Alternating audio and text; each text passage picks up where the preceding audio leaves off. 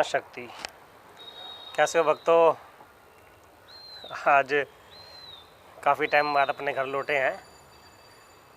जैसा कि आपको पिछली वीडियो में आपको पता चला कि हम जो कूच बिहार में थे, उसके बाद आसाम गए कामाख्या देवी माता के दर्शन करने के लिए। वहाँ दर्शन करके माता के और फिर हम अब घर लौटे हैं।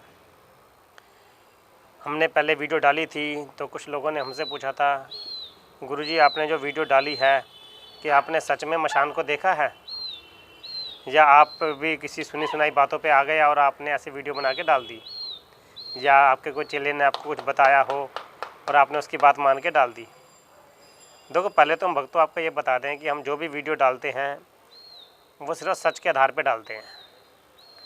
हम किसी चीज़ को परखेंगे, उसे देखेंगे, उसे समझेंगे, उसके बाद ही हम जो है ये वीडियो बना के डालते हैं। हमारा मकसद किसी को गुमराह करना नहीं है, बल्कि जो लोग गुमराह हो गए हैं, जो सुनी सुनाई बातों पे लोग विश्वास करते हैं, उनको हम सचेत करते हैं कि ऐसे बातों पे मत आओ जो कि आपका नुकसान हो सके। बहुत से होते हैं, साधु होते हैं, कई गुरु लोग बन जाते हैं, अपने चेलों को मशान में भेज देते हैं कि जाओ मशान में जाओ, ये मंत्र साधना करो, तुम्हें चीज़ सामने आ जाएगी, दिख जाएगी, तुम्हारे ये काम बन जाएंगे, तुमसे ऐसे पूछेगी, तुमसे वैसे पूछेगी। और उनके कहने पे बहुत से चेले चपाटे, या ये कह लो कि जो सीखना चाहते हैं, इस तंत्र मार्ग में है, वो उनके कहने पे आके वो कार्य करते हैं, लेकिन उन्हें सफलता नहीं मिलती, कोई चीज़ सामने नहीं आती। जब चीज़ कोई सामने नहीं आती तो उनका भ्रम टूटता है। वो कहते हैं गुरुजी हम इतनी मेहनत कर ली और कोई चीज़ सामने नहीं आई। फिर उन्हीं व्यक्तियों के हमें फ़ोन आते हैं, गुरुजी हमने इतनी साधना की, यहाँ गए वहाँ गए, शमशान में बैठे, लेकिन कहीं कुछ नहीं हुआ, आप हमारा मार्गदर्शन करो।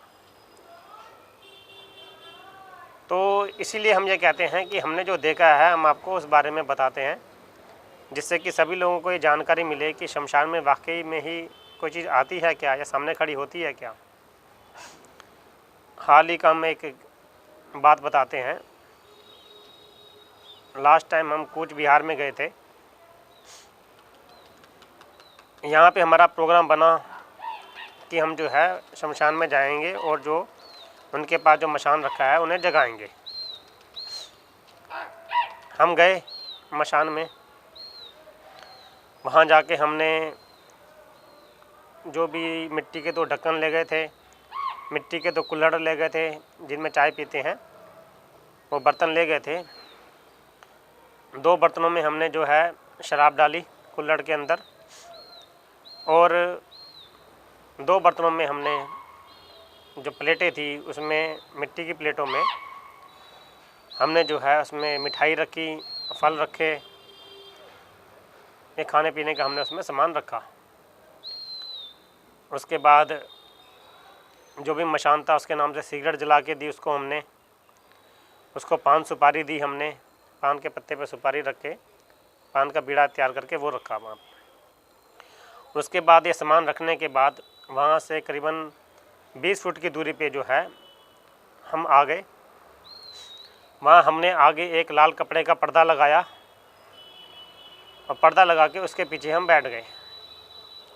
ये पर्दा इसलिए लगाना पड़ता है कि जब भी कोई शक्ति का आप आवाहन करते हैं तो जो शक्ति आती है वो उग्र रूप के अंदर आती है, और यदि आपने पर्दा नहीं लगाया और आप बिना पर्दे के बैठ रहे हैं, हो सकता है कि वो आपके ऊपर अटैक भी कर दे।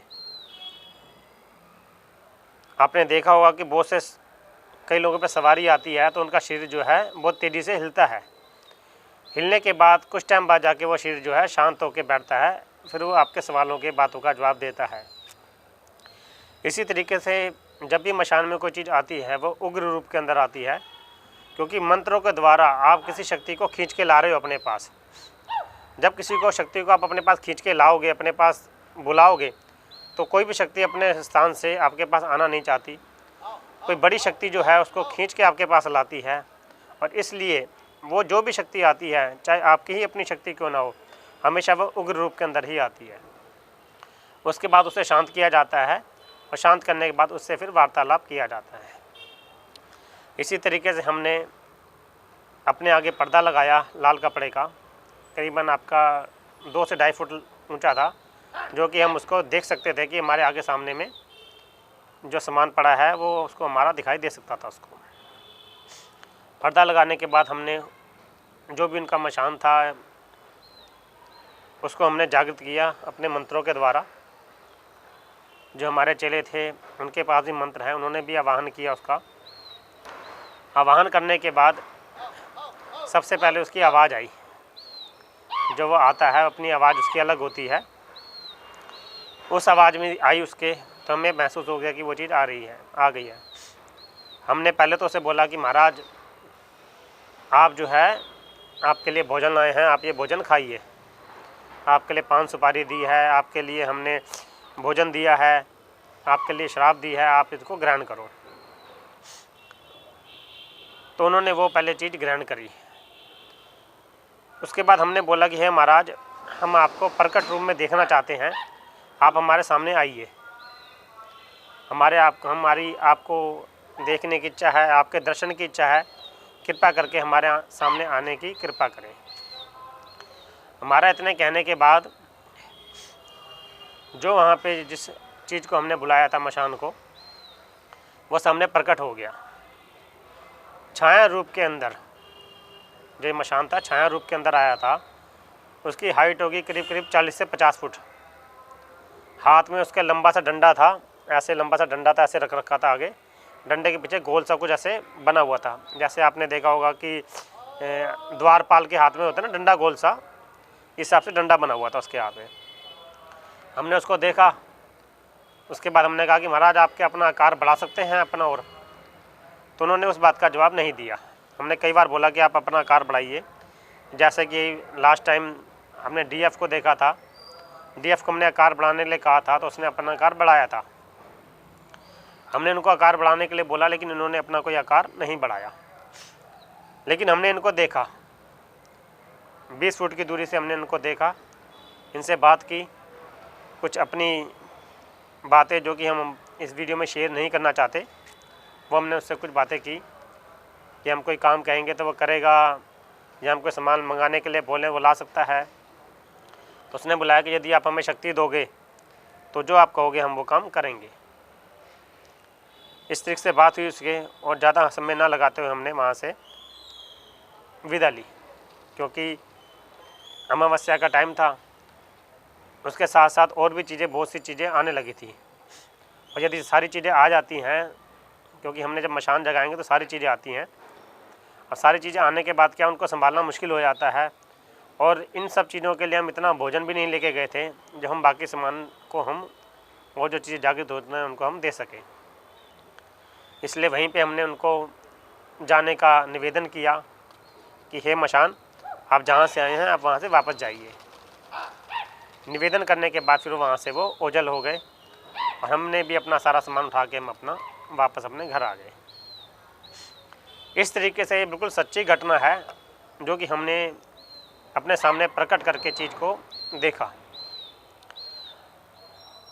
अब बहुत से लोग आते हैं, कहते हैं जी ऐसा नहीं होता, कोई चीज़ सामने नहीं आती, प्रकट नहीं होती। हम बताते हैं कि उसका रीज़न क्या है। आप किसी भी मंत्र का आवाहन करते हैं तो चीज़ आपके पास आती है। यदि आपके गुरु का दिया हुआ मंत्र है, उसके निर्देशों का पालन करते हैं, तो वो चीज़ आपके पास आती ज़रूर है। आपको महसूस भी होता है उसका। कई बार उबासी आती है, कई बार आंखों से आंसू होते हैं, बॉडी में वाइब्रेशन होती है, आपको आभास होता है कि हाँ भी आपके पास कोई है। लेकिन कोई चीज़ आपसे बात नहीं करती। बहुत लोगों का ये कारण है कि कोई चीज़ बात नहीं करती। कारण ये है कि बात इसलिए नहीं करती कि जो भी शक्ति आती है उसको जुबान देनी पड़ती है।